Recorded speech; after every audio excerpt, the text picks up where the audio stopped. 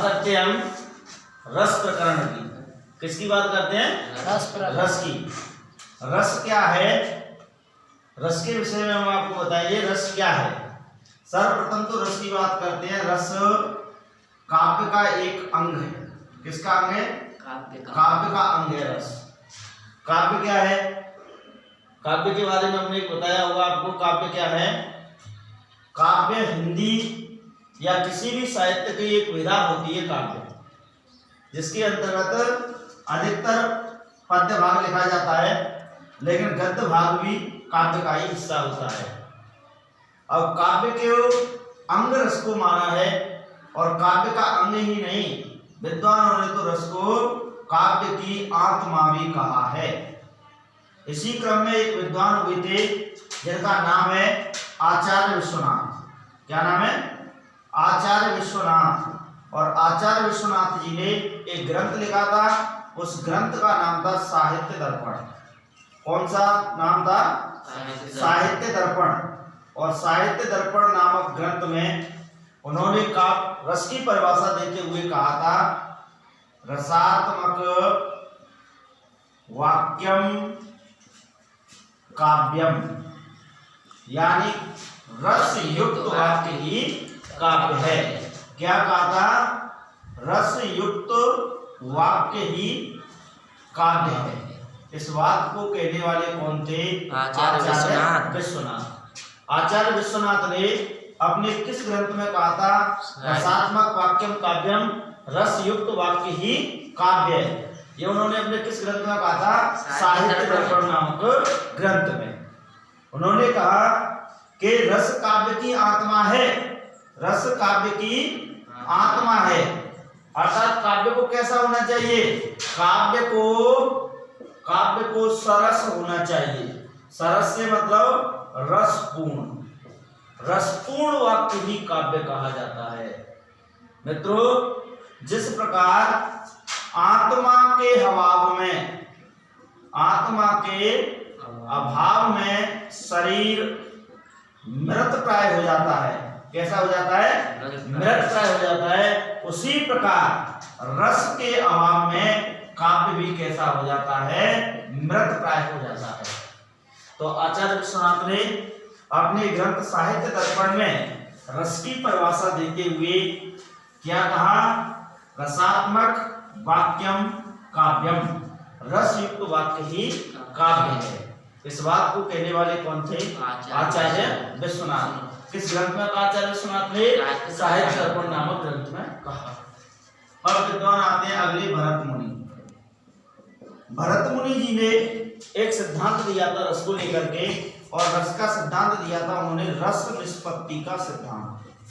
रस निष्पत्ति का सिद्धांत देने वाले कौन थे? भरत मुनि। इस सिद्धांत में उन्होंने क्या बताया? इस सिद्धांत में उन्होंने बताया कि आखिर रस पैदा कैसे होता है, रस कैसे पैदा होता है। इस बात को कहने वाले कौन थे? आचार्य भरत मुनि। भरत मुनि जी ने कहा कि रस मनुष्य के हृदय में पैदा होता है। हृदय में कैसे पैदा होता है? उन्होंने बताया विभाव, स्थायी भाव, अनुभाव और संचारी भाव,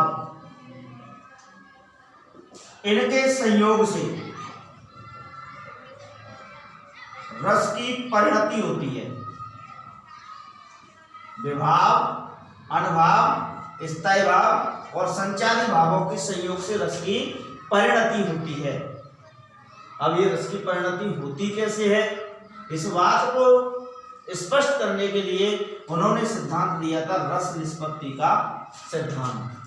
अब भरत मुनि के रस निष्पत्ति के सिद्धांत की व्याख्या के आधार पर एक परिभाषा निकल करके आई।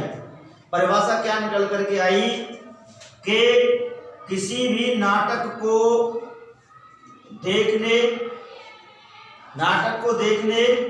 या काव्य को पढ़ने, सुनने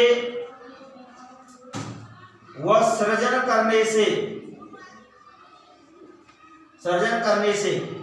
नाटक को देखने, काव्य को पढ़ने, सुनने व सृजन करने से कौन? दृष्टा, देखने वाला दृष्टा पाठक, श्रोता और सर्जक एक ऐसी भाव भूमि पर पहुंच जाते हैं जहां निर्विकल्प, निर्लेप और शुद्ध आनंदमयी चेतना का साम्राज्य प्राप्त होता है। क्या कहा भरतमुनि ने कि किसी नाटक को देखने, काव्य को पढ़ने, सुनने, सर्जन करने से दृष्टा, पाठक, श्रोता, सर्जक एक ऐसी भावभूमि पर पहुंच जाते हैं जहां शुद्ध, निर्विकल्प, निर्लेप और आनंदमयी चेतना का साम्राज्य प्राप्त होता है। काव्य में इसी साम्राज्य को रस कहा जाता है।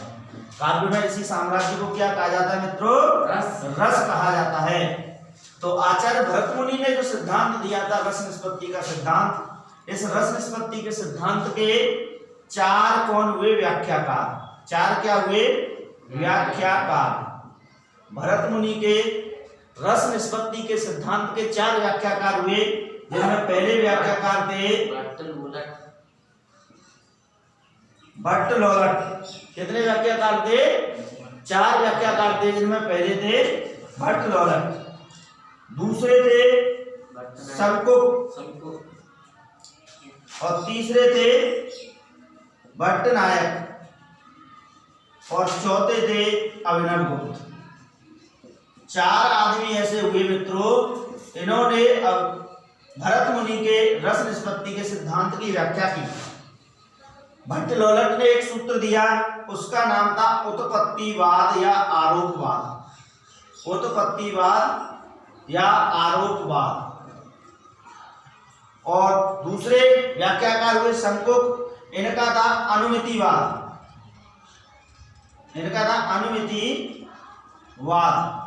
तीसरे हुए भट्ट नायक, इनका था भुक्तिवाद या भोगवाद। और चौथे हुए अभिनव गुप्त, इनका था अभिव्यक्तिवाद। तो हमने क्या कहा था मित्रों आपसे कि रस निष्पत्ति के सिद्धांत की व्याख्या करने वाले भरतमुनि थे। इन्होंने एक सिद्धांत दिया रस निष्पत्ति का सिद्धांत, और इस सिद्धांत की व्याख्या चार व्याख्याकारों ने की, जिसमें पहले थे आपके भट्ट लोलट। भट्ट लोलट ने क्या व्याख्या की? उत्पत्तिवाद या आरोपवाद। दूसरे व्याख्याकार थे शंकुक, जिन्होंने अनुमितिवाद, और तीसरे थे भट्ट नायक, जिन्होंने की अभिव्यक्तिवाद, भुक्तिवाद या भोगवाद, और चौथे थे अभिनव गुप्त, इन्होंने की अभिव्यक्तिवाद से रस निष्पत्ति के सिद्धांत की व्याख्या की। तो मैंने आपको यहाँ तक क्या बताया था कि रस क्या है? रस का मतलब होता है आनंद अनुभूति।